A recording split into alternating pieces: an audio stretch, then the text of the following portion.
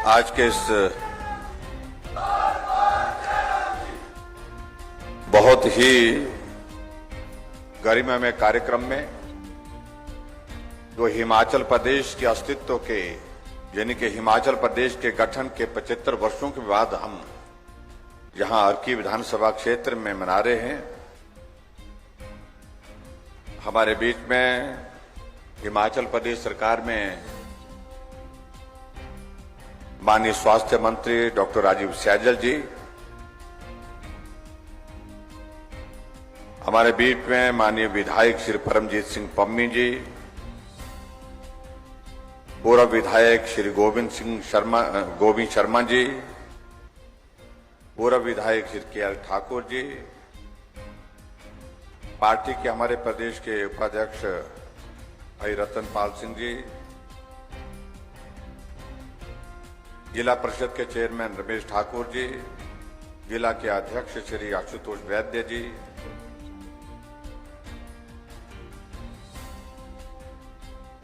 उपाध्यक्ष जिला परिषद श्रीमती कमलेश पवार जी, जिला परिषद के सदस्य अमर सिंह ठाकुर जी, जिला परिषद की सदस्य आशा परिहार जी, एपीएमसी के हमारे चेयरमैन संजीव कश्यप जी, हमारे बीच में यहां पर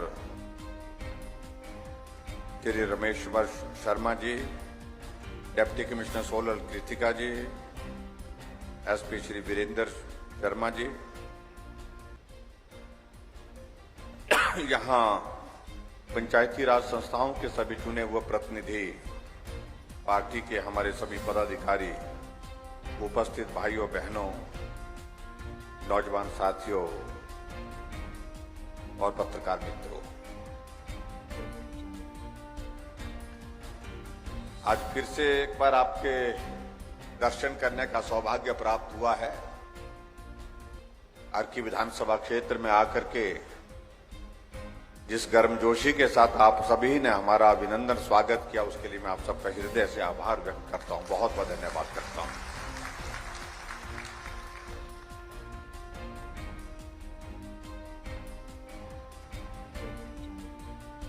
यहां आकर के मैं देख रहा हूं कि आप सब लोग गर्मी के कारण भी परेशान हैं।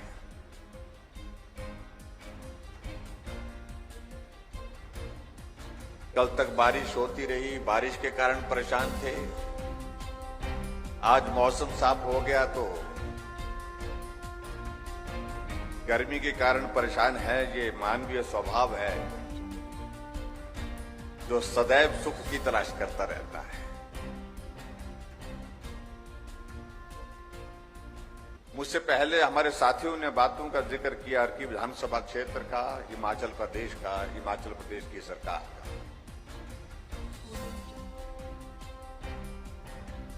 जैसा कि आपको इस कार्यक्रम का स्वरूप आपके सामने रखा गया है, उसमें आपको मालूम पड़ गया ये कार्यक्रम हट करके है, थोड़ा हट करके इसलिए है क्योंकि पूरा देश जब अमृत महोत्सव मना रहा है आजादी का, आजादी के 75 वर्ष बीतने के बाद भारत कहां से कहां पहुंचा, भारत की स्वतंत्रता के उस आंदोलन में कौन लोग थे जिन्होंने अपने जीवन की कुर्बानियां दी, आजाद भारत के इतिहास में कौन लोग थे जिन लोगों ने संघर्ष करके पूरे देश के लिए आगे बढ़ने का रास्ता बनाया। जहां देश के हमारे यशस्वी प्रधानमंत्री नरेंद्र मोदी जी ने एक बहुत बड़ा कार्यक्रम पूरे देश भर के सामने रखा। यह अमृत महोत्सव यानी कि आजादी के 75 वर्ष का कालखंड हम अपनी आंखों के सामने देख रहे हैं। यह हमारा सौभाग्य है। इसलिए इस कार्यक्रम को पूरे देश के समक्ष रखना चाहिए कि हम कहां से शुरू हुए थे, आज हम कहां पहुंचे इस सफर में, इस यात्रा में। भारत की आजादी के लिए संघर्ष किए लोगों को स्मरण करना चाहिए। जो हमारी नई पीढ़ी है, नई पीढ़ी इस बात को समझे जाने कि भारत की आजादी के लिए बहुत सारे लोगों ने अपने जीवन की कुर्बानी भी दी और इसलिए आपने आपके इस कार्यक्रम में देखा होगा जब 15 अगस्त का कार्यक्रम था, विशेष कार्यक्रम पूरे देश भर के सामने एक चीज को देखा आपने। आदरणीय प्रधानमंत्री जी ने कहा कि हम हर घर में झंडा लगाएंगे, हर घर तिरंगा, घर घर तिरंगा। इस अभियान को शुरू करने के लिए उन्होंने आग्रह किया, निवेदन किया और मुझे इस बात की प्रसन्नता है कि पूरे देश ने उस आग्रह को इतना विनम्रता से लिया। आज भी मैं यहां शिमला से होकर के यहां आपके इस कार्यक्रम तक पहुंच रहा था, जहां भी घर में मेरी नजर जा रही थी, चाहे वो चाय का छोटा सा टी स्टॉल है, चाहे वो छोटा सा ढाबा है, चाहे वो किसी मैकेनिक की वर्कशॉप है, चाहे किसी का घर है, चाहे किसी का सरकारी कार्यालय, कोई सरकारी कार्यालय है, हर घर में तिरंगा लगा हुआ है, हर घर में तिरंगा झंडा लहरा रहा है।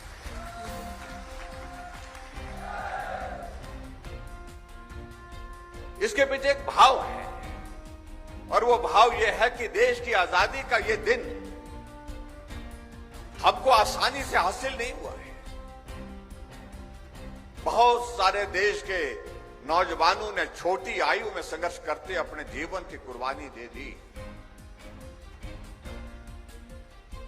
और आज उनके उस योगदान को हमको स्मरण करना चाहिए।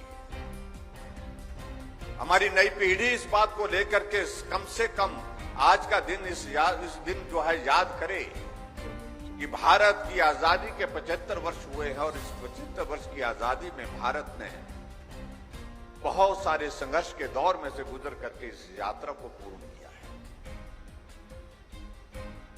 इसलिए एक नहीं अनेक कार्यक्रमों का आयोजन पूरे देश भर में हो रहा है और उसी प्रकार से हमारे लिए सौभाग्य की बात है कि अगर देश के आजादी का अमृत महोत्सव पूरा राष्ट्र मना रहा, पूरा देश मना रहा है, तो हिमाचल प्रदेश भी अपनी अस्तित्व के यानी कि अपने गठन के 75 वर्ष मना रहा है। 15 अप्रैल 1948 को हिमाचल प्रदेश का गठन हुआ था। ये अगर हम आज सामान्य स्तर पर किसी आदमी को अगर हम चलते चलते पूछे कि हिमाचल प्रदेश का गठन कब हुआ था, कोई बोलता 1971 में हुआ था, कोई कुछ बोलता है, कोई कुछ बोलता है। तो इसलिए इस कार्यक्रम के माध्यम से ये संदेश नई पीढ़ी के सामने भी रखने का एक हमारा संकल्प है कि जहां देश की आजादी के 75 वर्ष हुए, वहां हिमाचल प्रदेश के अस्तित्व के भी 75 वर्ष पूरे हुए और इस अवसर पर हम आप सबको बहुत बहुत बधाई देते हैं। और इसलिए यह बहुत आवश्यक है इस बात को जानना कि हम 75 वर्ष पहले कहां थे और 75 वर्ष की यात्रा के बाद हम आज कहां पहुंचे।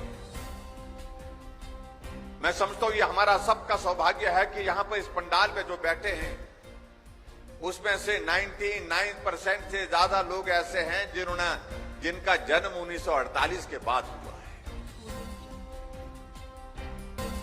बहुत कम लोग होंगे जिनकी 75 वर्ष की आयु है और जिनने देखा है हिमाचल प्रदेश को, हिमाचल प्रदेश का गठन होते हुए। बहुत कम लोग होंगे। इसलिए हमने तय किया कि हिमाचल प्रदेश में 75 वर्ष के इस यात्रा के दौरान जो भी हिमाचल प्रदेश की विकास की जो यात्रा रही है उसको अपने प्रदेश के लोगों के समक्ष रखना। इसलिए आज हम आपके बीच में आकर के इस कार्यक्रम में आए हैं। हम किसी नेता के लिए नहीं, किसी अभिनेता के लिए नहीं, लेकिन आप सबका धन्यवाद करने, क्योंकि इस यात्रा में सबसे बड़ा योगदान अगर हिमाचल प्रदेश के विकास में रहा है वो हिमाचल की जनता का रहा है, आप सब भाई बहनों का रहा है। इसलिए हमने कहा कि अपनी देश की, अपने प्रदेश की जनता का अभिनंदन करना चाहिए। इस 75 वर्ष की यात्रा में आप सबका बहुमूल्य जो योगदान रहा है उसको स्मरण करना चाहिए। आपने हमसे पहले आने से पहले यहाँ एक डॉक्यूमेंट्री देखी होगी, इसमें आपने ये भी देखा जिसमें डॉक्टर यशवंत सिंह परमार जी का भी चित्र आपने देखा, जो हिमाचल निर्माता के रूप में जाने जाते हैं और निश्चित रूप से हिमाचल के निर्माण में उनकी एक महत्वपूर्ण भूमिका रही है। और उनके साथ साथ में आपने ठाकुर रामलाल जी को भी देखा होगा, श्री शांता कुमार जी को भी देखा, वीरभद्र सिंह जी को भी देखा, प्रेम कुमार धूमल जी को भी देखा। उस वीडियो में उस जो हमारा वृत्त चित्र था यहां पर जो, उसमें आपने इस बात को देखा। हम हिमाचल प्रदेश के जो शीर्ष नेतृत्व रहा, जिन्होंने इस प्रदेश के मुख्यमंत्री के बतौर पर हिमाचल प्रदेश के विकास में अपना योगदान दिया, उनको भी स्मरण करते हैं, उनके योगदान को भी धन्यवाद करते हैं, उनका भी अभिनंदन करते हैं।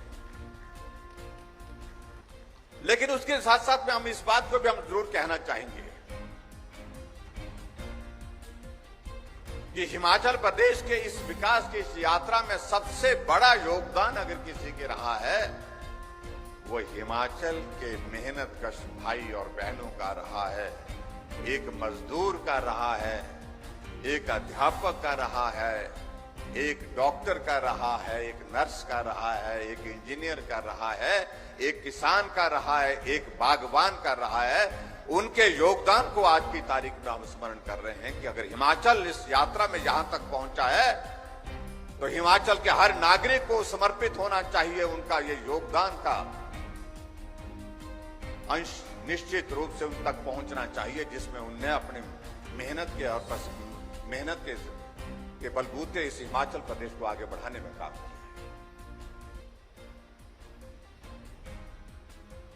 आप कल्पना करिए, जब हिमाचल बना था उस वक्त हिमाचल प्रदेश में जिलों की अगर संख्या थी तो मात्र 4 जिले थे। एक चंबा का जिला था, एक मंडी का जिला था, एक मासू का जिला था, एक सिरमौर का जिला था। आज हिमाचल प्रदेश में हमारे जिलों की संख्या 12 हो गई। जब हिमाचल प्रदेश 15 अप्रैल 1948 को बना था, उस वक्त हिमाचल प्रदेश में हमारी पॉपुलेशन 11 लाख थी और आज हमारी पॉपुलेशन जो है जनसंख्या 70 लाख से पार हो गई। जब हिमाचल प्रदेश बना था तो उस वक्त साक्षरता दर हिमाचल प्रदेश की 4.8% थी और महिलाएं, जो हमारी बहनें यहां पर बैठी हैं, महिलाओं का साक्षरता दर उस वक्त मात्र 2% था। 100 में से 2 महिलाएं पढ़ी हुई मिलती थी। ये दौर उस वक्त था। लेकिन आज हिमाचल प्रदेश में हमारा साक्षरता दर जो है 83-84% से भी आगे।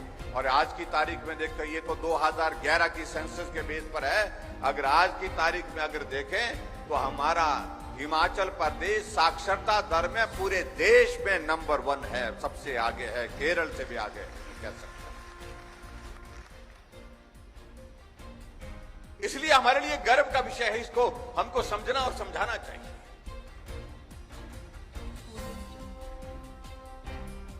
हम हिमाचल प्रदेश में हमने तय किया अगर 75 वर्ष की हमारी गठन के पूरे हुए हैं तो हम हिमाचल प्रदेश में, पूरे प्रदेश में 75 कार्यक्रम करेंगे और 75 कार्यक्रम में लोगों का धन्यवाद करेंगे। और सिर्फ लोगों का धन्यवाद करेंगे, हिमाचल की जनता का धन्यवाद करेंगे, जिनके योगदान से हिमाचल प्रदेश की ये यात्रा सफलतापूर्वक जहां पहुंची। कुछ लोग कहने लगे कि मुख्यमंत्री जी जा रहे हैं, बड़े बड़े शामियाने लगा रहे हैं, बड़े बड़े हैंगर लगा रहे हैं, बड़े बड़े कार्यक्रम कर रहे हैं, बसें लगा रहे हैं। मैंने कहा 75 वर्ष की हिमाचल प्रदेश की यात्रा में जिन लोगों ने योगदान दिया है, उन लोगों का आभार करने के लिए मुझे हिमाचल प्रदेश में सभी विधानसभा क्षेत्र में जाकर के अगर अवसर मिला है तो मुझे लगता है कि ये मेरा दायित्व बनता है मुख्यमंत्री के तौर पर कि हिमाचल का कण कण आप सबकी वजह से बढ़ते बढ़ते जो है यहाँ पर विकास का यहां तक पहुंचा है। इसलिए मेरा दायित्व बनता है कि मैं आप सबका धन्यवाद भी करूं।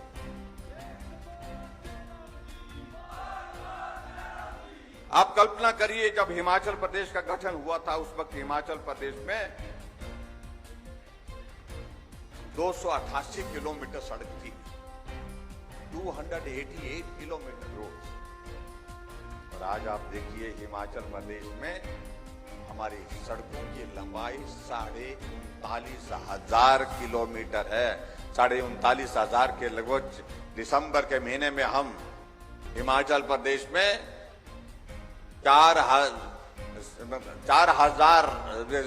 40,000 किलोमीटर के उस आंकड़े से हम पार होने वाले हैं। लेकिन मैं ये भी कहना चाहता हूं कि अगर हिमाचल प्रदेश में अगर 39,500 किलोमीटर सड़क बनी, इसमें सबसे बड़ा योगदान किसी व्यक्ति को जाता है, तो क्या आप कह सकते हैं किसको जाता है? मुझे नहीं लगता है कि आप कह पाएंगे। अगर ये योगदान अगर जाता है 39,500 सड़कों को बनाने का, सबसे बड़ा योगदान जाता है हमारे देश के पूर्व में प्रधानमंत्री रहे श्री अटल बिहारी वाजपेयी जी को। उनको योगदान इसलिए जाता है कि 39,500 में से 20,000 किलोमीटर से ज्यादा सड़कें प्रधानमंत्री ग्राम सड़क योजना के माध्यम से बनी, जो योजना आदरणीय अटल बिहारी वाजपेयी जी ने शुरू की जब वो प्रधानमंत्री थे। मुझे अच्छी तरह से याद है, अटल जी बहुत भावुक थे और उन्होंने अपनी बात में इस बात का जिक्र किया था उस वक्त जब जिस दिन इस योजना की शुरुआत हुई। कि मैं पूरे देश भर में घूमता हूं, लोगों से मिलता हूं, शहरों में भी जाता हूं, गांव में भी जाता हूं। शहर विकसित हो गए, सड़कें बड़ी बन गई, खुली सड़कें, चौड़ी सड़कें हो गई, सड़कें पक्की बन गई। 1-1 करोड़ रुपए की गाड़ियां उस पर चल रही है। लेकिन मैं जब गांव में जाता हूं, नजर पड़ती है मेरे गांव के उन भाई और बहनों पर, तो गांव के लोग अभी भी पहाड़ पर चढ़ते हुए पीठ का बोझ नहीं उतार पाए। हम सरकारें बना रहे हैं वर्षों से, सरकारें चला रहे हैं वर्षों से, लेकिन मेरे गांव के भाई और बहनों का पीठ का बोझ को उतारना, मैं समझता हूं ये मेरी पीठ पर बोझ है। इसलिए प्रदेश के पास अगर पैसा नहीं है, मैं केंद्र से योजना शुरू कर रहा हूं, प्रधानमंत्री ग्राम सड़क योजना, और 60,000 करोड़ रुपए पूरे देश के ग्रामीण क्षेत्रों के लिए सड़कें बढ़ाने के लिए मैं दे रहा हूं। आप कल्पना करिए कितनी संवेदनशीलता थी उनके, भावुक होकर के इस संबोधन में होगी। गांव के लोगों की पीठ का बोझ नहीं उतरा, और ये तब तक के लिए संभव नहीं है, तब तक नहीं उतर पाएगा जब तक हम केंद्र से पैसा प्रदेश को नहीं दे पाएंगे सड़कें बढ़ाने की। और इसलिए उन्होंने योजना शुरू की, प्रधानमंत्री ग्राम सड़क योजना। 60,000 करोड़ रुपए की लागत से उस योजना को शुरू किया, और आज हम देख रहे हैं कि गांव में हर जगह, हर मोड़ पर पट्टा लगा है प्रधानमंत्री PMGSY। इस सड़क का निर्माण PMGSY के अंतर्गत हुआ। आज में मुझे वो इस बात के लेकर प्रसन्नता है कि हम गांव में जाते हैं, गांव में दो चीजें याद रहती है। सड़क का एप्लीकेशन देते हैं, सड़क बनाइए हमारे लिए, लेकिन साथ में कहते हैं महिलाएं बोलती हैं, पुरुष बोलते हैं, या तो हमारी सड़क को PMGSY में डालो या तो उसको नाबार्ड में डालो। क्यों बोलते हैं? क्योंकि उनको मालूम है कि सड़क का निर्माण में बहुत सारा पैसा लगेगा, और इस पैसे के लिए प्रावधान करने के लिए सबसे सरल तरीका है PMGSY या नाबार्ड। इस तरह से बात करते हैं। गांव का आदमी, गांव में कम पढ़ा लिखा आदमी, वो भी PMGSY की बात करता है।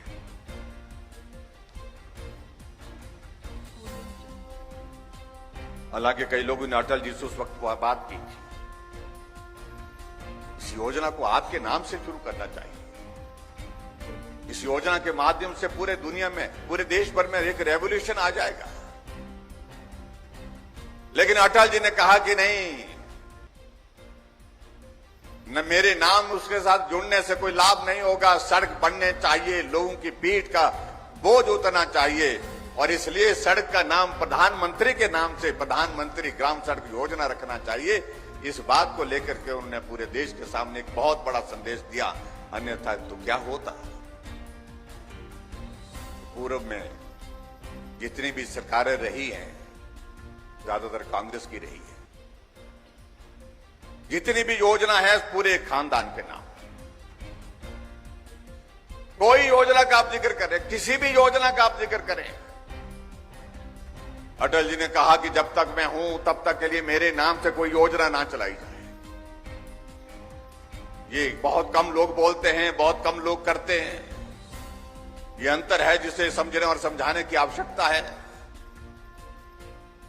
भाई और बहनों, आगे बढ़कर के मैं अगर बात कहूं कि आपके यहां सोलन जिला की अगर मैं बात करूं, सोलन जिला की अगर हम बात कहें उस दौर में, आज मुझे इस बात की भी खुशी है कि आपके अर्की विधानसभा क्षेत्र में हम आए हैं। हमने एक साथ यहां पर सामने शिलान्यास और उद्घाटन किए हैं, 7 उद्घाटन किए हैं और 14 शिलान्यास किए हैं। कुल 21 कार्यक्रम, 21 योजनाओं का शिलान्यास और उद्घाटन आज हुए हैं। और जिन योजनाओं पर हम आपके इस विधानसभा क्षेत्र में 53 करोड़ 70 लाख रुपए खर्च करने जा रहे हैं, इसके लिए भी मैं आप सबको बहुत बहुत बधाई देता हूं।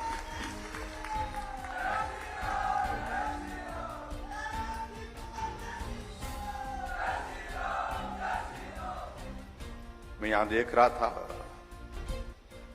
अर्की विधानसभा क्षेत्र का पूरा एक जिक्र यहां पर आया 1972 यानी कि 71 में जब हमको स्टेटहुड का दर्जा मिला था, तो उस वक्त जो है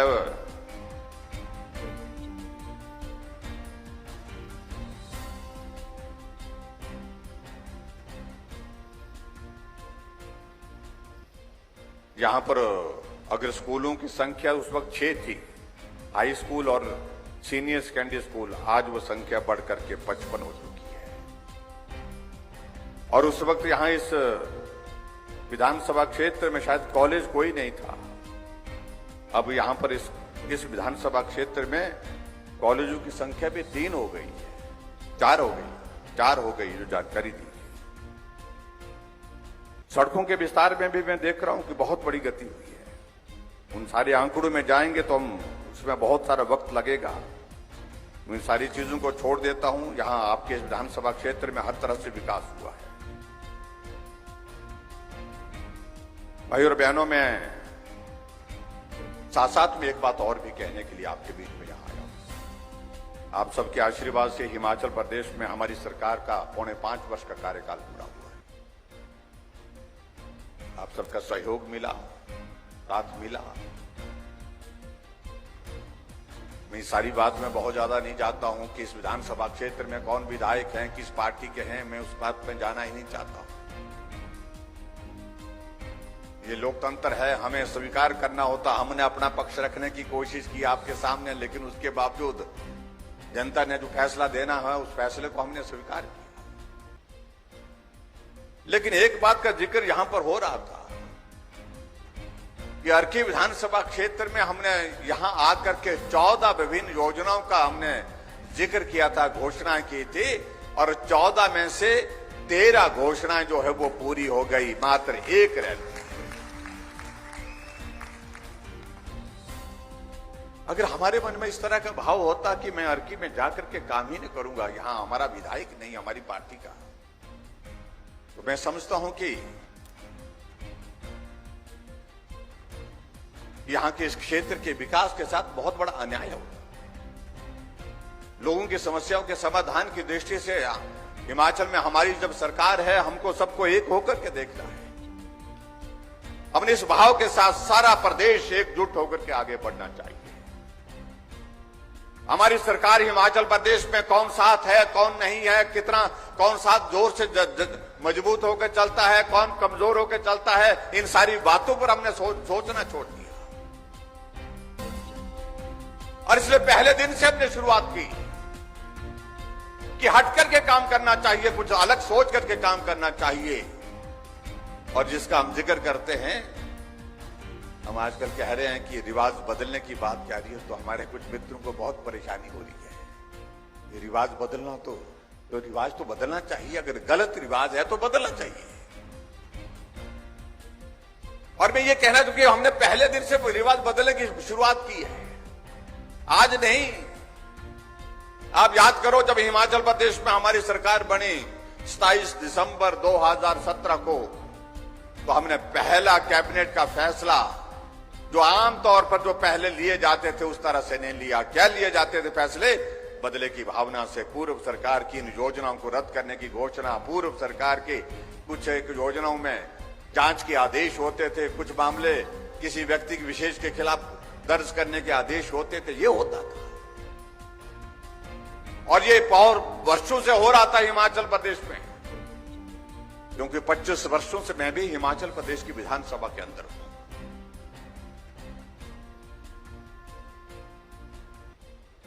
हमने कहा ये हिमाचल देवभूमि है और देवभूमि हिमाचल प्रदेश में इस संस्कृति को बंद करना चाहिए, बदले की भावना से काम करने की संस्कृति को रोकना चाहिए। इसलिए हमने पहली कैबिनेट के फैसले में हमने कभी नहीं लिया, हमने निर्णय लिया कि हम बदले की भावना से काम नहीं करेंगे। जो रिवाज बना है उस रिवाज से हट करके हम काम करेंगे। रिवाज बदलने की शुरुआत हमने पहली कैबिनेट की बैठक से शुरू की है। इसलिए कोई ऐसा बोले कि आज शुरू किया, ऐसा नहीं है।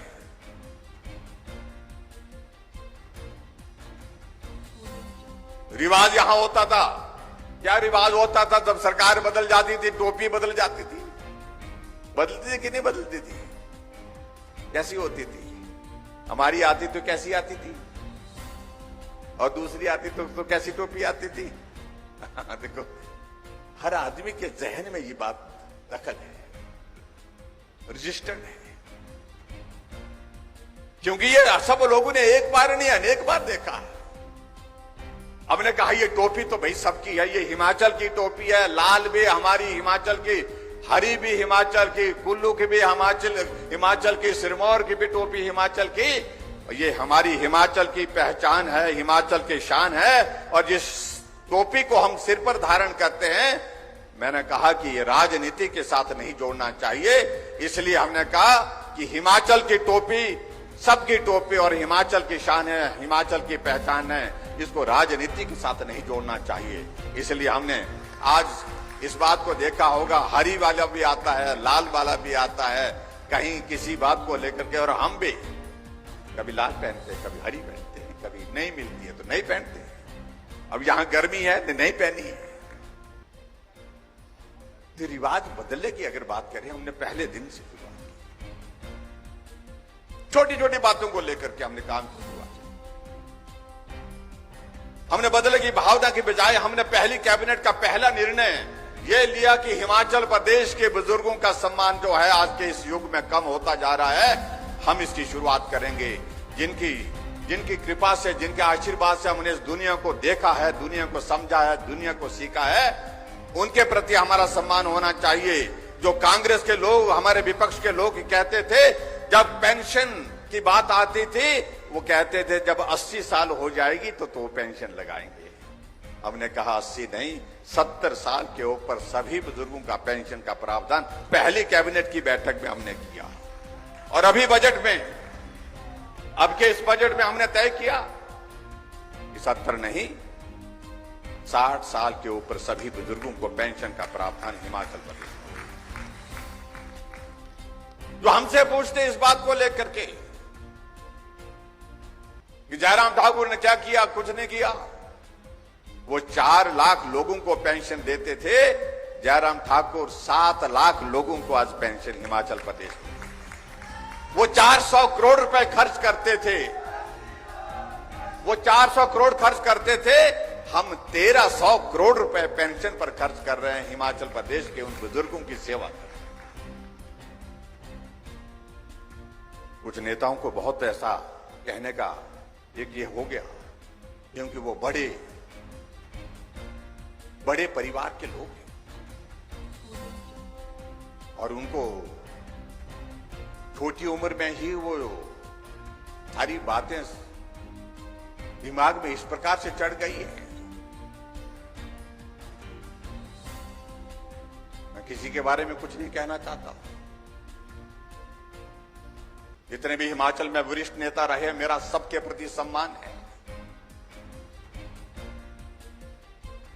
लेकिन इसका अभिप्राय ये नहीं है कि कोई बहुत लंबे समय तक रहे वो बहुत बड़ा हो गया। मुख्यमंत्री सिर्फ मुख्यमंत्री होता है, ना बड़ा होता ना छोटा होता है, वो जनता का प्रतिनिधि है। और कुछ लोग इस तरह के भाषण देने लग जाते हैं, जब हमें रिवाज बदलने की बात कहते हैं तो बहुत परेशान होते हैं और कहने लगते हैं कि रिवाज तो राजा साहब ने बदल पाए, बोलते हैं। बड़े बड़े लोग हिमाचल प्रदेश में इसको, सत्ता को, सरकार को फिर से नहीं बना पाए, तो जयराम तो किस खेत की बोली है, बोलते हैं। मैंने कहा भाई हम तो बहुत छोटे से खेत की छोटी सी मूली है। मैं उनके शब्दों में नहीं जाना चाहता हूं, लेकिन उन लोगों के, उन नेताओं की सोच पर जाने की आवश्यकता है। सोच क्या हो गई। और मैं ये कहना चाहता हूं कि बड़ा आदमी सारी समस्याओं का समाधान करता, ये जरूरी नहीं। कई बार छोटा आदमी भी बड़े आदमी से बेहतर काम करता है।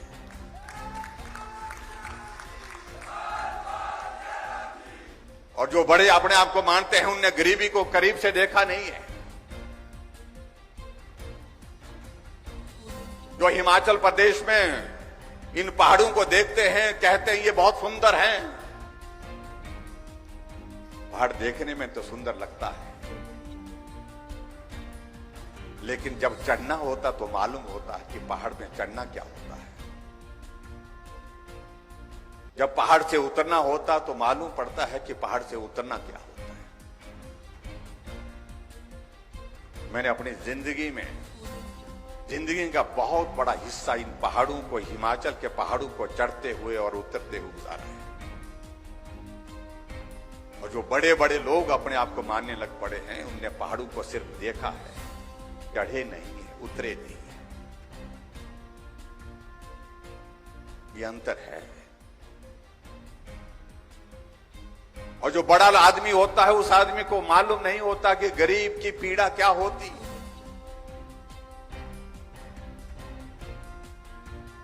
लेकिन मैं इस बात को मानता हूं कि मैं एक गरीब परिवार का होने के कारण मुझे उस दौर में से गुजरने का अवसर मिला है।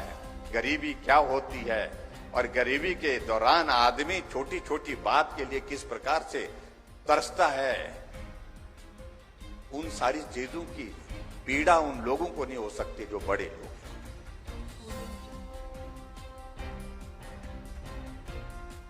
हैं। एक आदमी बीमार होता है, बीमारी किसी को पूछ करके नहीं आती।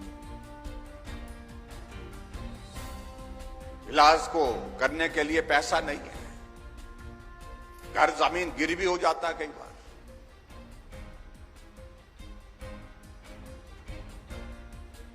वही आदमी इस पीड़ा को समझ सकता है जो गरीब है, लेकिन बड़ा आदमी नहीं समझ सकता कि उस आदमी के सामने उस आदमी के उस आदमी की मानसिक परिस्थिति क्या है, कितना परेशानी में होगा।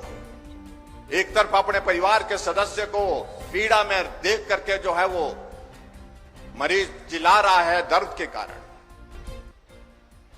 और दूसरी तरफ उस परिवार का सदस्य उसकी जिंदगी को बचाने के लिए अपने घर जमीन को गिरवी रख देता है। जो बड़े लोग रहे, लंबे समय तक सत्ता में रहे, कभी उनने सोचा नहीं कि उस गरीब के इलाज के लिए ये हमारा जिम्मा है कि हम उसकी पीड़ा को कैसे दूर कर सकते हैं। इस पर हमको सोचना चाहिए। लंबे समय तक रहने का महत्व ये नहीं होता है कि आप लंबे समय तक सत्ता में तो रहो, लेकिन गरीब के पीड़ा को ना समझो। मैं मुख्यमंत्री बना, मैंने स्वास्थ्य विभाग के साथ, अपने अधिकारियों के साथ बैठ करके चर्चा की। मैंने कहा मान लो कोई आदमी, गरीब आदमी बीमार हो जाता है, उसके इलाज के लिए उसके पास पैसे नहीं है, हम उसकी मदद करना चाहते हैं, कैसे कर सकते हैं। अधिकारी इधर से उधर देखने लगे। मैंने कहा कोई योजना? बोलते सर कोई नहीं है, कोई योजना नहीं, किसी स्कीम के अंतर्गत हम गरीब आदमी के मुफ्त में इलाज करने का प्रावधान नहीं था। लोग तो बड़े बड़े रहे, लोग तो लंबे समय तक रहे इस प्रदेश में। मैंने कहा ये करना है, हर हाल में करना है। अधिकारी कहने लगे कि पैसा बहुत लगेगा सर। हमने कहा जितना भी पैसा लगेगा लगने दीजिए, आदमी की जिंदगी से महत्वपूर्ण उससे ज्यादा कीमती हमारे लिए कोई चीज नहीं है। आदमी की जिंदगी को बचाना है और किस तरह से हम उसमें मदद कर सकते हैं उसका रास्ता निकालिए। तो हमने प्रदेश में शुरू की हिमकेयर की योजना, प्रधानमंत्री जी ने पूरे देश में की आयुष्मान भारत योजना। क्यों हुई ये योजना? इसलिए कि प्रधानमंत्री जी ने भी गरीबी को करीब से देखा है और आपके मुख्यमंत्री जयराम ने भी गरीबी को करीब से देखा है। और आज कोई आदमी बीमार होता है, आज कोई आदमी बीमार हो जाता है, जेब में अगर पैसे नहीं है तो वो ढूंढता है कि मेरा आयुष्मान भारत का कार्ड कहां है। वो ढूंढता है आयुष्मान भारत का कार्ड नहीं है तो मेरा हिमकेयर का कार्ड कहां है। उसे मालूम है कि हिमकेयर का कार्ड मेरी जेब में होगा तो मेरा इलाज हॉस्पिटल में बिना पैसे की होगा। सोचा जा सकता था, सोचा ही नहीं जा सकता था, किया जा सकता था। और करने की बात तो दूर की रही, लेकिन बड़े लोगों के दिमाग में यह सोच ही नहीं आ पाई कि गरीब आदमी को की पीड़ा को दूर करने का क्या रास्ता निकालना चाहिए। इसलिए मैं इन सारी बातों को मैंने कहा कि बड़े होंगे तो अपनी जगह होंगे। वो बड़ापन क्या होना है जो गरीब की पीड़ा को ना समझ पाए। वो लंबा समय तक सत्ता में रहने का कोई मतलब नहीं है जो गरीब के करीब रह करके उसके भाव को नहीं समझ सके, उसके दर्द को नहीं समझ सके, उसका कोई अर्थ नहीं, कोई मतलब नहीं। हमने पूरे प्रदेश भर में अभी तक में 3 लाख से ज्यादा 3.25 लाख लोगों का जो गरीब लोग हैं उनका मुफ्त में इलाज करके उनको स्वस्थ करके हम घर भेज चुके हैं। तो हमसे पूछते हैं कि जयराम ने क्या किया। मैं उनको यह जानकारी दे रहा हूं, तुम तो लंबे समय तक रहे, तुम बहुत कुछ कर सकते थे। जयराम को तो 4.25 साल का कार्यकाल हुआ और 4.25 साल में भी 2 साल से ज्यादा का तो कोरोना के दौर में निकल। और इससे आगे बढ़कर के हमने और भी ज्यादा सोचा। प्रदेश में हमने कहा ऐसे कितने लोग हैं जो किसी बीमारी के कारण ऐसे ग्रसित हो गए हैं, ऐसी बीमारी लग गई जिसके कारण वो चल नहीं सकता, फिर नहीं सकता, अपना काम नहीं कर सकता है। 20,000 से ज्यादा लोग ऐसे निकले जो पैरालिसिस के कारण बिस्तर पर पड़े हैं, एक्सीडेंट के कारण टांगे चले गई हैं, जिंदा हैं लेकिन बिस्तर पर है, स्पाइनल कॉर्ड चले गई है, ब्रेन हेमरेज के कारण जो है वो बेसुध अवस्था में पड़ा है, जिंदा है लेकिन कुछ कर नहीं सकता है। हमने कहा ऐसे लोगों, कैंसर का पेशेंट है, किडनी का पेशेंट है, हमने कहा पूरे प्रदेश में ऐसे लोगों का रजिस्ट्रेशन करिए। और रजिस्ट्रेशन करने के बाद हमने एक योजना की शुरुआत की जिसका जिक्र यहां पर हमारे डॉक्टर साहब भी कर रहे थे, डॉक्टर सैजल जी कर रहे थे। हमने कहा कि सहारा योजना हम शुरू करेंगे हिमाचल प्रदेश में। जितने भी ऐसे लोग हैं जो बिस्तर पर हैं, जिंदा हैं, अपना काम नहीं कर सकते हैं, जिंदगी भर बिस्तर पर जब तक हैं वो बिस्तर से उठ नहीं सकते हैं किसी के सहारे के बिना, उनके लिए सहारा योजना शुरू की। हर महीने हम 3,000 रुपए उन गरीब लोगों के खाते में डाल करके मदद करते हैं। अभी कुछ दिन पहले एक कार्यक्रम था, उस कार्यक्रम में मैं पीटर हॉफ में एक महिला से मिलने का मुझे अवसर मिला।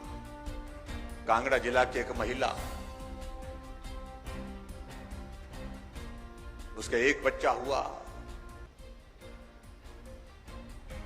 वो अपाहिज, उसके बाद दूसरा बच्चा हुआ, वो भी अपाहिज, तीसरा बच्चा हुआ, वो भी हैंडीकैप निकला, वो भी इसी प्रकार से। और उसके पति ने उसको छोड़ करके वो कहीं और चला गया और पत्नी को छोड़ दिया। किसी आंगनबाड़ी की वर्कर ने उनके घर में जाकर के कहा कि एक सरकार ने एक योजना शुरू की है, सहारा योजना, आपके ये तीनों बच्चे उसमें कवर हो सकते हैं। उसने फार्म लाया, तीनों का फार्म भरा और उन तीनों को जो है हमने सहारा योजना के अंतर्गत कवर किया। तीनों बच्चों को 3-3 हजार रुपए मिल रहा है, 9,000 रुपए उसको मिल रहा है। और वो उनकी मां मुझसे मिलने के लिए आई। पता नहीं, बोलते मेरी बच्चों की सारी जिंदगी ऐसे गुजरेगी लेकिन आपने जिस प्रकार से ये पुण्य का कार्य किया, 9,000 रुपये आता है, उस 9,000 रुपये से मैं उनके लिए खाने की व्यवस्था करती हूँ, उन 9,000 रुपये से मैं उनको कपड़ों की व्यवस्था करती हूँ, उन 9,000 रुपये से अपना खर्चा भी चलाती हूँ, क्योंकि मैं उनको छोड़ कर नहीं जा सकती हूँ, मुझे लगातार उनके पास ही रहना पड़ता है। अगर ये योजना इस तरह से शुरू नहीं होती तो ना मैं होती, ना मेरे बच्चे होते, यानी कि मैं विवश हो जाती इस दुनिया से जाने के लिए। ये भाव व्यक्त किए उस महिला ने। लेकिन जो लोग लंबे समय तक रहे, बार बार रहे, जिनको बड़ा आदमी कहा जाता है, वो क्यों नहीं सोचे इस बात को लेकर के। मैं उस सारी चीज को लेकर के कुछ नहीं कहना चाहता। हमने कोशिश की है गरीब के करीब रह करके उनकी मदद करने की, और जिस भाव को शायद वो लोग समझ नहीं पाते। एक गरीब परिवार की बेटी, बीपीएल परिवार की बेटी, हर मां बाप का एक भाव होता है कि जब मेरी बेटी की शादी हो तो मैं भी अपने रिश्तेदारों को, सगे संबंधियों को बुलाऊं, उनके साथ में विदाई करूं। लेकिन गरीबी के कारण वो कई बार ये करने की स्थिति में नहीं हो पाता है। हमने कहा ऐसी बेटी के लिए मदद करनी चाहिए हमको सरकार से, और हमने तय किया जो बीपीएल परिवार की जितनी भी बेटियां हिमाचल प्रदेश में जिस दिन बेटी की शादी होगी, उस दिन उस बेटी के लिए 31,000 रुपए का शगुन हम हिमाचल प्रदेश सरकार की ओर से उसको देंगे, शुभकामनाएं देंगे आने वाले समय के उसके जीवन के लिए। मुझे कांगड़ा में जाने का मौका मिला। एक बेटी वहां पर मंच पर, जिसको शगुन योजना के अंतर्गत 31,000 रुपए थे, उसको बुलाया। उन्होंने कहा कि मेरी शादी हुई। मैंने प्रश्न पूछा कि, मैंने कहा, बोलते हमारे मां बाप बहुत गरीब हैं, मजदूरी करते हैं, मजदूरी करके ही परिवार को चलाते हैं।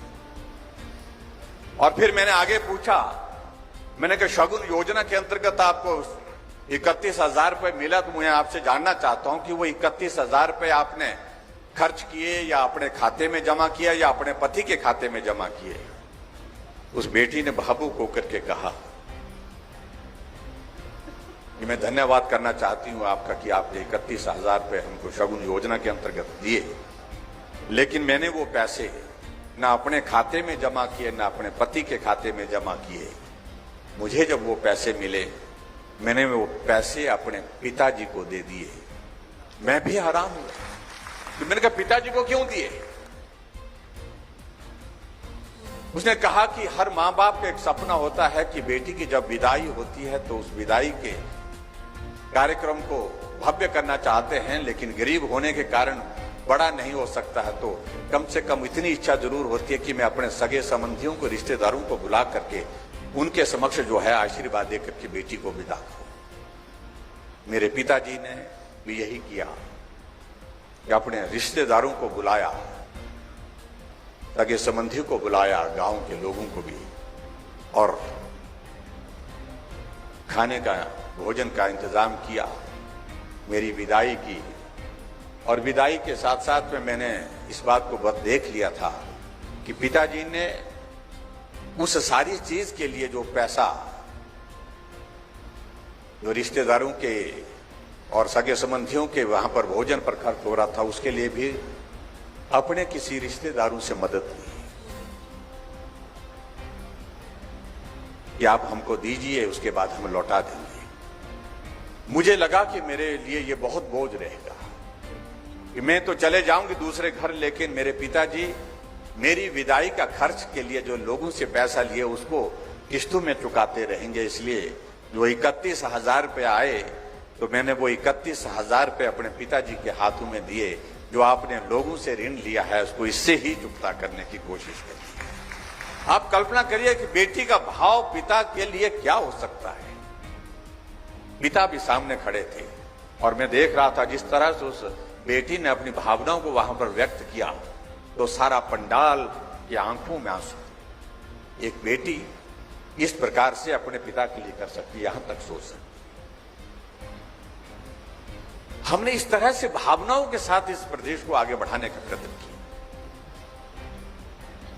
पूर्व में सरकारें रही, सारे सरकारें दन दना करके चलती रही, लेकिन भावनाओं से नहीं जुड़ पाए, क्योंकि वो बड़े लोग थे। बड़े लोग छोटे लोगों की भावनाओं को नहीं समझ पाए। हम छोटे लोग हैं, हमने छोटे लोगों के साथ अपनी भावनाओं को साझा करने की कोशिश की। ये अंतर है। इसलिए भाइयों और बहनों, बहुत सारी बातों का हम जिक्र करें। हमने एक उज्ज्वला योजना प्रधानमंत्री जी ने शुरू की पूरे देश के लिए, और प्रधानमंत्री जी की उज्ज्वला योजना को हमने कहा कि हिमाचल में बहुत सारे परिवार छूट गए। ये गैस का चूल्हा हर आदमी के घर में पहुंचना चाहिए। एक गरीब बहन, हमारी एक गरीब मां देखती है कि मेरे पड़ोस में गैस का चूल्हा आ गया, काश मेरे घर में भी होता, लेकिन अपनी भावना को व्यक्त नहीं कर पाती थी। हमने कहा, जब उज्ज्वला योजना के अंतर्गत हमने गैस के चूल्हे बांटने शुरू किए तो कुछ महिलाएं हमसे मिली कि हम उसमें उज्ज्वला योजना के अंतर्गत कवर नहीं हो पा रहे हैं, हमारे लिए भी गैस का कुछ इंतजाम, गैस चूल्हा होना चाहिए, गरीब लोगों के लिए भी सोचना चाहिए आपको। एक महिला ने थोड़ा ऐसे जरा थोड़ा ज्यादा जोश से ही बोल दिया, हम गरीब लोगों की कोई नहीं सुनता बोलते हैं, हम लोगों के गरीब लोगों के लिए कोई नहीं करता बोलते हैं, ये गैस का चूल्हा अमीर लोगों के लिए। मैंने कहा अमीर के लिए नहीं है, मोदी जी ने गरीब लोगों को भी दे। बोलता हमको तो नहीं मिला। अब उसका भाव जितना था, वो जिस तरह से अपने गांव की भाषा में अपनी बात कह सकती तो उसने क्या डाली, लेकिन दिल को छू गई बात। मुझे लगा कि इनकी जो भावना है उनका सम्मान होना चाहिए। मैंने अधिकारियों को बुलाया, मैंने कहा क्या हम जो बाकी जो गरीब परिवार बचे हैं उनके लिए गैस का इंतजाम कर सकते हैं? कहा साहब बहुत पैसा लगेगा। हमने कहा पैसा लगेगा, लेकिन इस सुविधा को देना है, पर्यावरण भी ठीक रहेगा, उनका स्वास्थ्य भी ठीक रहेगा। हमने कहा कि शुरुआत करते हैं, जिसका जिक्र यहां पर डॉक्टर राजीव सहजल जी ने किया।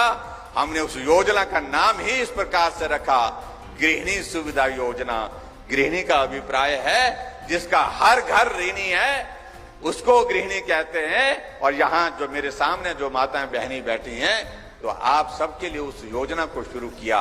और मुझे इस बात की खुशी है कि पूरे देश में हिमाचल पहला प्रदेश है जहां हर घर में गैस का चूल्हा पहुंचाया। गरीब से गरीब परिवार में भी गैस का चूल्हा पहुंचा करके हम सफल हुए। 3,34,000 से ज्यादा गैस के चूल्हे घर घर में हिमाचल प्रदेश में,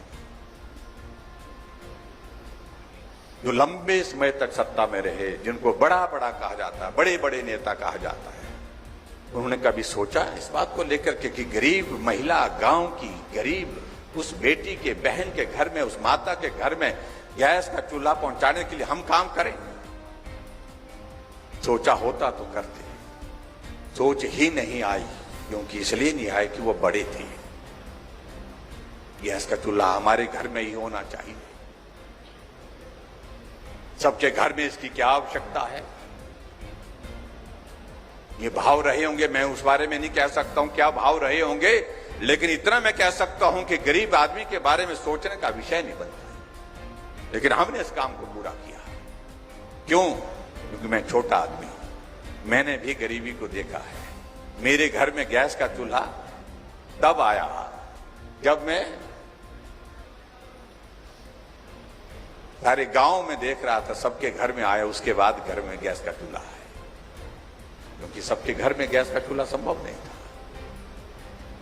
तो इसलिए बहुत सारी चीजों को लेकर के हम कहते हैं। और इसी तरह से बहुत सारी योजनाएं हमने हिमाचल प्रदेश में अभी तय किया कि हम महिलाएं हैं, और महिलाएं आबादी का आधा हिस्सा है, और हमने ये कहा कि अब महिला सिर्फ घर का हिस्सा नहीं है, बड़ी संख्या में महिलाएं आती है। मैं आज के इस कार्यक्रम में भी देख रहा हूं, मैं पुरुष यहां पर बैठे हैं, लेकिन पुरुष इस बात को भी देख रहे हैं कि हमारे से ज्यादा महिलाएं हैं।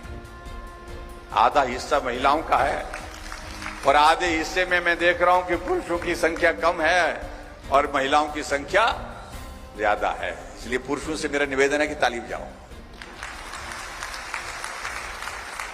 क्योंकि ये लोग ना, ये लाट साहब क्या करते थे पहले, लाट साहब मेरा शब्द कभी बुरा मत मानना है, ये शब्द बड़ा सम्मानजनक शब्द होता था किसी जमाने में, अंग्रेजों के जमाने में, कि जब कोई बड़े नेता का कार्यक्रम होता था हुक्म बजाते थे कि कल मुख्यमंत्री का कार्यक्रम आ रहा है, कल मुख्यमंत्री जी आ रहे हैं, हम जा रहे हैं कार्यक्रम में, सवेरे जल्दी से हमको नाश्ता खाना बना करके रखना।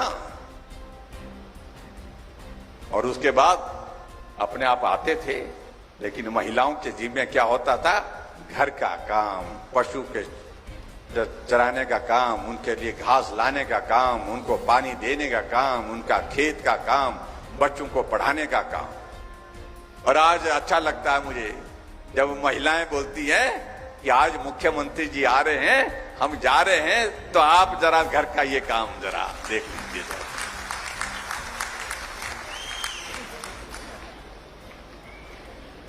और फिर यहां से भी मैसेज भी कर देती है, हम थोड़ा देर हो रही है, शाम का खाना भी बना करके रख लेना, व्हाट्सएप मैसेज कर देती है।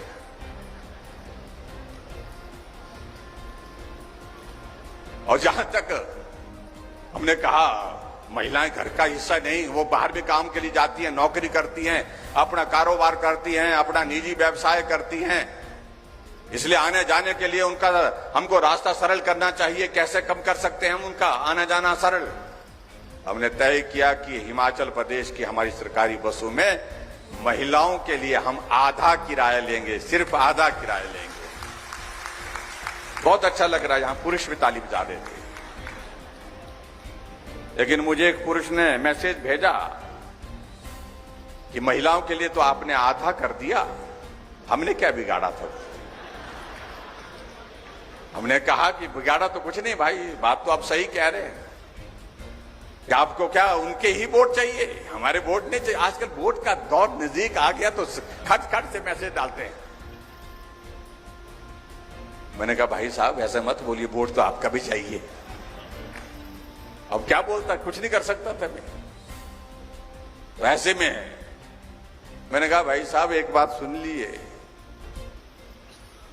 ये मैंने कहा महिलाओं का किराया आधा हुआ, इसमें आपको भी तो लाभ होगा। बोलता हमें क्या होगा, हमें तो पूरा किराया देना पड़ेगा। मैंने कहा देना पड़ेगा आपको, लेकिन ये तो सोचिए जरा, जब महिलाएं जाती हैं तो बटुआ तो आपका खुलता है। वो तो हाँ वो तो है।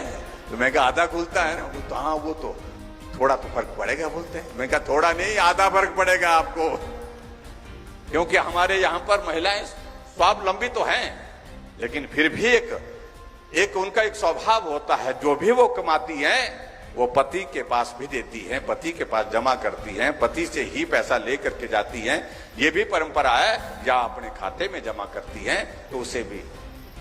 तो लेकिन ये सारा भाव जब हमने ये किया तो कांग्रेस के एक नेता नौजवान फेसबुक पर आ गए कि सारी महिलाओं को मुफ्तखोर बना दिया। हमने कहा भी मुफ्तखोर वाली बात क्या है? हमने महिला सशक्तिकरण की अगर बात कही अगर, तो मैं समझता हूं कुछ गलत नहीं किया। लेकिन बड़ी दिलचस्प बात है, अभी कुछ दिन पहले मैं एक दिन अखबार में खबर पढ़ रहा था, एक नेता ने भाषण दिया, उसी पार्टी के एक नेता ने भाषण दिया, जब हमारी सरकार आएगी 18 साल से 60 साल की महिलाओं के लिए हम 1500 रुपए हर महीने का खाते में डालेंगे। हाँ 1500 रुपए खाते में डालेंगे। उनको मालूम है कि कितना पैसा लगेगा, वो पैसा कहां से आएगा, क्योंकि वो इस दायित्व पर रहे नहीं। मैं फाइनेंस मिनिस्टर भी हूं, चीफ मिनिस्टर भी हूं, इसलिए मुझे अच्छी तरह से मालूम है। लेकिन मैं बड़ा दिलचस्प लगा कि एक ही दूसरे नेता ने उनका ही उस पर डाल दिया, भाषण दे दिया कि भाई पांव उतना पसारिए जितनी चादर हो। इसलिए इस तरह की घोषणा नहीं करिए। हमारी पार्टी कांग्रेस पार्टी बहुत जिम्मेवार पार्टी है, हम ऐसी कोई बात नहीं करेंगे जो हम कर नहीं सकते। आपस में उलझे हुए हैं, एक नेता कुछ बोलता है, कुछ दूसरा कुछ बोलता है। खैर मुझे उसमें नहीं जाना है, लेकिन ये सारी कहानियां कई बार कहनी पड़ रही है आप लोगों के सामने, जो बातें हैं। इसी तरह से भाइयों बहनों में आगे बढ़कर के अगर बात कहूं, हिमाचल प्रदेश ऊर्जा राज्य के रूप में जाना जाता है। हम बिजली पैदा करते हैं, पंजाब को बेचते हैं, हरियाणा को बेचते हैं, दिल्ली को बेचते हैं, राजस्थान को बेचते हैं। नेशनल ग्रिड में हमारा बिजली जाती है और उसी हिमाचल को आय होती है। हम 11,000 मेगावाट से ज्यादा बिजली पैदा करके हिमाचल पावर सरप्लस स्टेट है। लेकिन हम पावर सरप्लस होने के बावजूद हमने हिमाचल प्रदेश के लोगों के लिए क्या उसमें योगदान दिया। हमने तय किया, मैंने कहा गरीब आदमी कितना पैसा, कितना बल्ब जलाता है, कितना यूनिट बिजली खर्च करता है। रिपोर्ट मांगी तो अधिकारियों ने कहा कि अगर छोटा परिवार है जिसके घर में 2-3 बल्ब जलते हैं तो उसका तो 60 यूनिट तक होता है।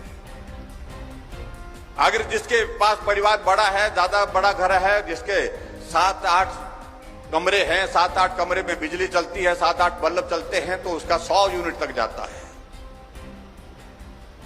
तो हमने कहा कि अगर ऐसे लोगों की हमको ये करना हो तो मदद करनी हो, तो कहा जी साहब बहुत पैसा लगेगा, ऐसा मत सोचिए।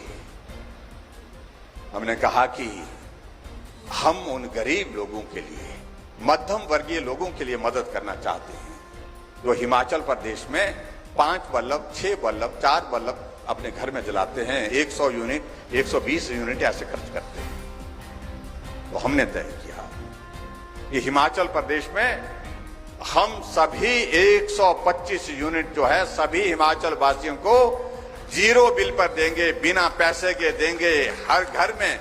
इस बात को लेकर के हमने आग्रह किया कि जीरो बिल आएगा जो 125 यूनिट से कम खर्च करेगा। और आपने देखा भी होगा जुलाई महीने का बिल आया बिल ना, बिल आया, लेकिन कितना आया? जीरो बिल आया। लंबे समय तक कुछ लोग रहे, बार बार कुछ लोग रहे, लेकिन ऐसे वर्ग के लिए नहीं सोच पाए। 15 लाख लोग हिमाचल पर, 15 लाख परिवार ऐसे हैं हिमाचल प्रदेश में जो 125 यूनिट से कम खर्च करते हैं। और हिमाचल प्रदेश में हमारे यहां पर क्या होता था, चाहे लट्टू एक लगा हो तो भी 55 रुपए हर महीने का देना पड़ता था बिजली का किराया, क्योंकि 15 रुपए मीटर के फिक्स चार्जेस होते थे और 40 रुपए सर्विस चार्जेस के आते थे। लट्टू जले चाहे लट्टू ना जले, मीटर घूमे चाहे ना घूमे, 55 रुपए हर महीने के देने ही पड़ते थे, उस गरीब आदमी को भी देने पड़ते थे। हमने कहा ये सारी चीजें बंद और 125 यूनिट तक हिमाचल प्रदेश में जीरो बिल देंगे, ना मीटर का ना सर्विस चार्जेस के। ये जिम्मेवारी हमने हिमाचल प्रदेश सरकार ने अपने ऊपर ली। तो हमें कहा कि मुफ्तखोर बना दिया। और अब वही लोग बोल रहे हैं कि हम 300 यूनिट बिजली के फ्री देंगे। अरे हम तो 125 यूनिट देना शुरू कर चुके हैं। हमने 50% जो है महिलाओं का किराया माफ कर दिया। वो कह रहे कि हम जब आएंगे कहां से? जब आने देंगे तो ना, जब आने ही नहीं देंगे तो आएंगे कहां से? हम आएंगे। क्यों आएंगे, कैसे आएंगे, क्यों आने देंगे? प्रश्न है ना। अरे पूरे देश भर में कहीं आने जाने के लायक नहीं रहे तुम। उत्तर प्रदेश में चुनाव हुआ, उत्तर प्रदेश के चुनाव में 400 सीटें, 2 सीटें जीती और 367 सीटों पर जमानत जब्त हुई वहां पर। यह स्थिति उस पार्टी की जो पार्टी देश में लंबे समय तक सत्ता में रही, उस पार्टी की। यह हमारी आपकी वजह से नहीं हुई, उनकी अपने करतूतों की वजह से, अपने कारनामों की वजह से, अपने कर्मों की वजह से परिस्थिति हुई। और आज हमारे लिए खुशी है कि हमारे देश के यशस्वी प्रधानमंत्री नरेंद्र भाई मोदी जी के नेतृत्व में देश आगे बढ़ रहा है। और नरेंद्र भाई मोदी जी ऐसे नेता जो हिमाचल को अपना घर मानते हैं, जो शिमला पहुंचते हैं तो माल रोड पर पैदल चलने के लिए निकल पड़ते हैं। आज से पहले भी प्रधानमंत्री कुछ आए और सो करके चले गए। ये अंतर है। और भाई और बहनों, हमारे लिए हिमाचल देवभूमि के लिए ये सौभाग्य की बात है कि ऐसा मजबूत नेतृत्व भारत को मिला। संकट कोविड का था, बड़ा संकट था, लेकिन उसके बावजूद चट्टान की तरह लोग खड़े हुए। जो मोदी जी ने कहा लोगों ने माना। डॉक्टर और साइंटिस्ट ने कहा कि इस कोविड से बचने का कोई दवाई नहीं है, सिर्फ वैक्सीन अगर बन जाएगी तो जीवन बच सकता है। मोदी जी ने सबको बुलाया, कहा कि बनाओ, क्यों नहीं बना रहे हो, जल्दी बनाओ, जो मदद चाहिए वो मदद देंगे। मदद दी गई और साइंटिस्ट ने वैक्सीन बना करके तैयार की और वैक्सीन का ट्रायल कंप्लीट हुआ। ट्रायल कंप्लीट होने के बाद, टेक्निकल ट्रायल होने के बाद, जब वैक्सीन लगाने के लिए आह्वान किया आदरणीय प्रधानमंत्री जी ने देश के लोगों के सामने कहा कि बिना पैसे के वैक्सीन दे रहा हूं, मेरे लिए आप सबकी जिंदगी सबसे कीमती है, इसलिए कीमत नहीं लेंगे, हम बिना पैसे के आपको वैक्सीन उपलब्ध करा रहे हैं। आप सबसे मेरा निवेदन है कि आप वैक्सीन लगाइए। तो कांग्रेस के नेता कहने लगे हम तो नहीं लगाएंगे, ये तो मोदी वैक्सीन है, ये तो भाजपा की वैक्सीन है, इसका ट्रायल पूरा नहीं हुआ है, वैक्सीन लगाएंगे तो साइड इफेक्ट हो जाएंगे, आंखों की नजर चले जाएगी, किडनी फेल हो जाएगी, कुछ कई तरह की बातें कही, आने वाली पीढ़ी जो है वो टेढ़ी मेढ़ी उड़ जाएगी। एक तरफ देश संकट में पड़ा हुआ, हर आदमी का जीवन बचाने का मात्र रास्ता एक ही था कि वैक्सीन लगाओ, लेकिन कांग्रेस ने भयानक प्रचार किया विरोध में। लेकिन मैं पूरे देश की जनता का आभार व्यक्त करता हूं और हिमाचल प्रदेश की तो मैं विशेष तौर से करता हूं कि आपने पहली डोज भी पूरे देश में सबसे पहले पूरी की, पहले नंबर पर रहा हिमाचल, और दूसरी डोज पर भी पहले नंबर पर रहे। आशा वर्कर, आंगनबाड़ी वर्कर, हमारे फार्मासिस्ट, हेल्थ केयर वर्कर्स जितने भी हैं, डॉक्टर्स, सब लोगों ने बेहतरीन काम किया। सबके लिए मैं धन्यवाद करता हूं।